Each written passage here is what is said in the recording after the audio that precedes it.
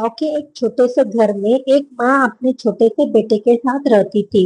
उसका नाम था रानी और बेटे का नाम था मोहन। रानी का दिल माँ के दिल जितना बड़ा था, लेकिन उसका जीवन उतना ही कठिन था। एक दिन रानी अपने बेटे के लिए कुछ खाने का जुगाड़ करने के लिए खेतों में काम कर रही थी। मुझे कुछ भी हो जाए, मोहन को भूखा नहीं रहने दूंगी, रानी ने अपने आप से कहा।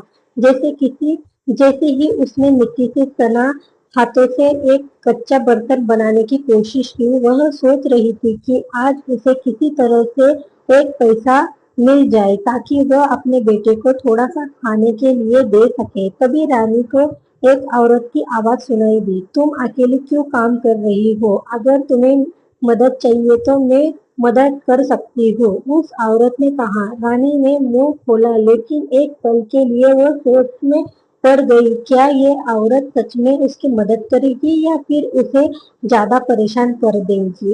साथ ही रानी की नजर खेते में बिखरे अनाज पर थी और अचानक वह औरत गायब हो गई। रानी को समझ में नहीं आया कि ये सब क्या हुआ।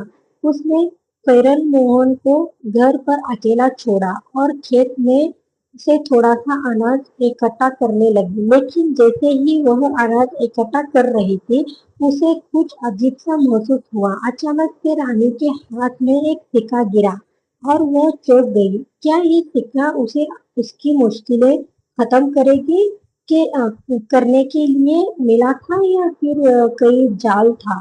रानी ने सिक्का हाथ में पकड़ा और आंखों से आंसू बहने लगे। वह जानती थी कि अगर वह इस सिक्के को यही जगह पर इस्तेमाल करती तो शायद मोहन को और उसे बेहतर जीवन मिल सकता है। लेकिन उस सिक्के के साथ जुड़ी एक खतरनाक सच्चाई थी। रानी को अचानक महसूस हुआ कि उसके ऊपर कोई भारी संकट आने वाला था। क्या उसे वो सिक्का अपने पास रखना चाहिए या फिर किसी और को दे देना चाहिए? कहानी ने एक नया मोड़ लिया कि रानी की माँ की ममता ने उसके दिल में एक सवाल छोड़ा था कि क्या वह अपने बेटे की खुशियों के लिए किसी भी सीमा तक जा सकती। आशा करती हूँ कि आपको कहानी पसंद आई होगी। चैनल को लाइक एंड सब्सक्राइब जरूर करना। देखने के लिए धन्यवाद।